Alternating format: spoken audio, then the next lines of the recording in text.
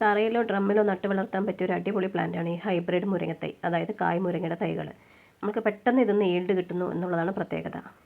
സ്ഥലമില്ലാത്തവർക്ക് പോലും ഇതുപോലെ ഒരു ഡ്രമ്മിൽ നട്ട് വളർത്തിയാൽ നമ്മുടെ ആവശ്യത്തിനുള്ള മുരിങ്ങയും മുരിങ്ങക്കായും നമുക്കിതിന്ന് തന്നെ കിട്ടും.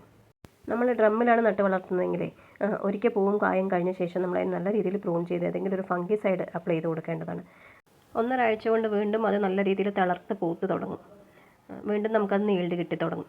നമുക്ക് ഈ കായ് മുരിങ്ങയുടെ തൈകളെ വീട്ടിൽ തന്നെ ഉണ്ടാക്കിയെടുക്കാം. അതിനായിട്ട് നല്ല ഹൈബ്രിഡ് വിത്ത് സെലക്ട് ചെയ്യുക. വിത്ത് സെലക്ട് ചെയ്യുമ്പോൾ നല്ല ഇനം വിത്ത് തന്നെ സെലക്ട് ചെയ്യാൻ പ്രത്യേകം ശ്രദ്ധിക്കണേ.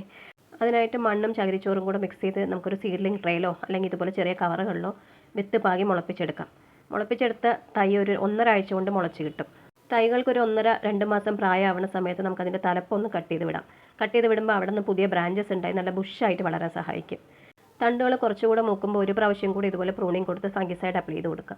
ഇങ്ങനെ ചെയ്യുമ്പോഴേ ചെടി നല്ല ബുഷായിട്ട് വളരാൻ സഹായിക്കും. അതുപോലെ നല്ല രീതിയിൽ കായ്ഫലം ലഭിക്കാനും സഹായിക്കും. ഒരുപാട് പരിചരണങ്ങളൊന്നും ആവശ്യമില്ലാത്തൊരു പ്ലാന്റാണ് മുരിങ്ങ. നമുക്കിതിന് മാസത്തിൽ ഒരു പ്രാവശ്യം ഏതെങ്കിലും ഒരു ജൈവവളം, മണ്ണിര കമ്പോസ്റ്റോ ചാണകപ്പൊടിയോ ഏതെങ്കിലും നൈട്രജൻ റിച്ച് ആയിട്ടുള്ളൊരു ഫെർട്ടിലൈസർ കൊടുക്കുന്നത് നല്ലതാണ്. അതുപോലെ വേര് ചീയൽ ഉണ്ടാവാൻ സാധ്യത കൂടുതലുണ്ട്. അതുകൊണ്ട് തന്നെ വേപ്പിൻ പിണ്ണാക്ക് മാസത്തിലൊരിക്കൽ ചെറിയൊരു അളവിൽ ഇട്ട് കൊടുത്താൽ അത് നല്ല രീതിയിൽ പ്ലാന്റ് വളരാനും എല്ലാത്തിനും സഹായിക്കും. രാസവളങ്ങളും കൂടെ കൊടുക്കുന്നവരാണെങ്കിൽ ചെറിയ രീതിയിൽ പൊട്ടാഷ്യം, പൂത്ത ശേഷം നമുക്ക് ചെറിയ രീതിയിൽ പൊട്ടാഷ്യം കൂടെ കൊടുത്തു കഴിഞ്ഞാൽ ആ പൂക്കൾ കൊഴിയാതെ എല്ലാം കായായി കിട്ടാൻ സഹായിക്കും. അതുപോലെ തന്നെ നടുന്ന സമയത്ത് നല്ല സൂര്യപ്രകാശം കിട്ടുന്ന സ്ഥലം തന്നെ തിരഞ്ഞെടുക്കാൻ പ്രത്യേകം ശ്രദ്ധിക്കണേ.